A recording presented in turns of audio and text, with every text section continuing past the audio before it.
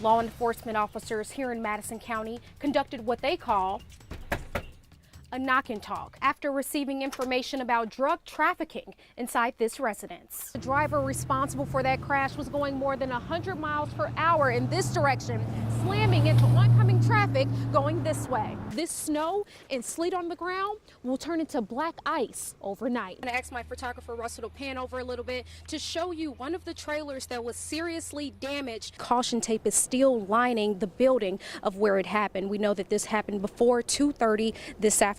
It's not just a problem at this core civic, but he says he's seeing a national pattern at other locations. Jackson police searching for answers after a teenager is shot and killed in a late night shooting. A very devastating and traumatic day for students at Marshall County High School in Bend, Kentucky. Perfect, super good. It's as simple as grabbing a sheet and picking out your winning numbers.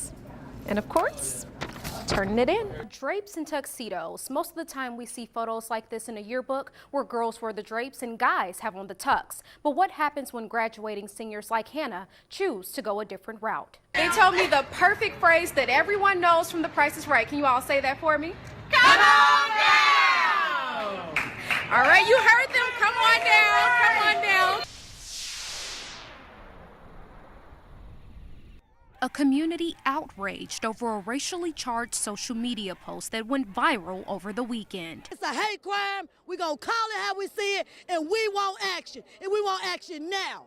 Right now. Not next week, not next month, but right now. Malik Lamont, the student who organized the protest, says he was speechless when he saw the racial slurs. I'm around these people every day, like I never knew. Lamont says he had to step up to the plate to make sure his voice and the voices of other students and parents would be heard. We just can't stand for it anymore, and it was time we had to take action. Students, their parents, and community leaders have been out here all morning waiting for answers from the school district on what's going to happen to the students allegedly responsible for that social media post. According to protesters, the students who allegedly wrote the racial messages have already been reprimanded. Why was this swept under the rug for 2 weeks? Why did they get away with a 10-page essay? What is a 10-page paper? When you're talking about hanging someone, what is a 10-page paper? What does that do? Superintendent Joey Hassel says he was made aware of the post Sunday morning, but has requested a detailed report of the investigation. Some parents say until they get answers, they will continue to peacefully protest with their children. These kids did something that I would have never did at their age. Never. This is not a black issue. This is not a white issue. This is a community issue. And for everyone that stand against racism, you should be out here standing with these kids. Many of the students say they came forward scared of what might happen if they didn't. That's very unsafe. We're around people that want to kill us, and we never knew. A spokesperson for the school district says there will be classes Tuesday, but student and parent protesters say they plan on rallying together every day until some form of action takes place. In Brownsville, Brittany Hardaway, WBBJ-7 Eyewitness News. I called my friend. I was bleeding down, all down. I've been robbed. Around 2:30 Saturday morning, John Bell says he was awakened by Erica Holmes. My relative knocked on the door. I went to the door. I opened the door. She said she wanted to use the bathroom. Bell says he locked the door after letting her in. When I got ready to release and let her out, the man had a gun in my face, and she ran out. And he came in and pistol whipped me. His shirt, the garbage man just got it this morning. It was just covered with blood. Bell says it was a black man in a hoodie who got away with every bit of cash he had, $120. But he said, is this all you got? You got some more money? I said, no, that's all I got. Made him go in his Bible. That's where they made him get his money. Blood was, dry blood is all on that. Where they made him go in and get his money out. Mr. Bell's girlfriend arrived here moments after the attack took place, and she described the house as a complete wreck when she arrived, with blood everywhere, dishes on the floor, the TV on the floor, and she says as she was cleaning up, she found this bullet hole in the side door. Investigators are working to determine whether the bullet hole matches the gun used during the robbery, though Bell says he doesn't recall hearing any shots. I just went in shock. I don't remember. All I know, I was toughing with him. He was toughing with me. Holmes was later taken into custody by Brownsville police on account of especially aggravated robbery. When officers located her, she was intoxicated. I believe investigators did talked to her the following day. Bell believes his attack was planned. It had to be a setup because I want to let him in.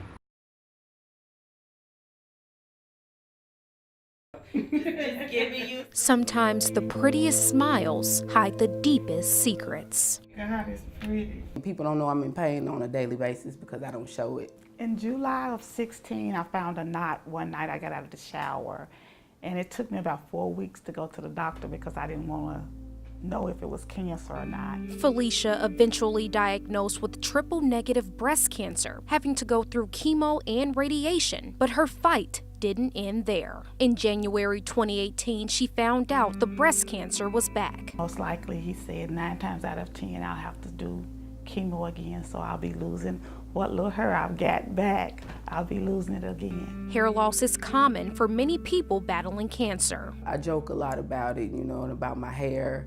When it falls out in patches, so I call myself Patches. Desiree Brown first received her diagnosis of stage 3 breast cancer in 2014. She too went through remission. Everything was fine until the summer of 2016. They found out that my breast cancer had come back and spread to my lungs, and I was stage 4 terminal.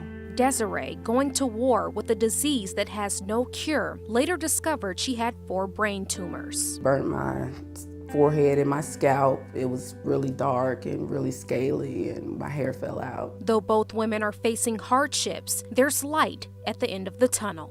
Look at me. The woman responsible for making them look good and feel even better, Kamaya Camille. I already love to make women look beautiful, but then to make a woman who feel like they're not beautiful feel beautiful, it'd be like, yes. Kamaya specializes in assisting clients with alopecia. If you don't have any hair, it's okay. If you have a little bit of hair, it's okay. If you have a lot of hair, it's okay. Just slide that off. But she took her talents one step further by creating life-changing wigs free of charge for cancer patients. I make wigs till my hands get sore. I like wearing the wigs because I get to be a different person with each wig. It makes you feel beautiful all over again after not having any hair. Kamaya tells me even with the load of having a family, kids, and bills, she knows what she's doing is impacting someone's life. I just feel like I have to do my part. So I'm going to do whatever I need to do to go ahead and make sure that these women get wigs. And as for Felicia, This is so pretty. Well, thanks, Kamaya. and Desiree, Okay, girl, I better work. I love it. you can tell they're thankful for having someone like Kamaya in their corner. I love it. In South Jackson, Brittany Hardaway, WBBJ-7 Eyewitness News.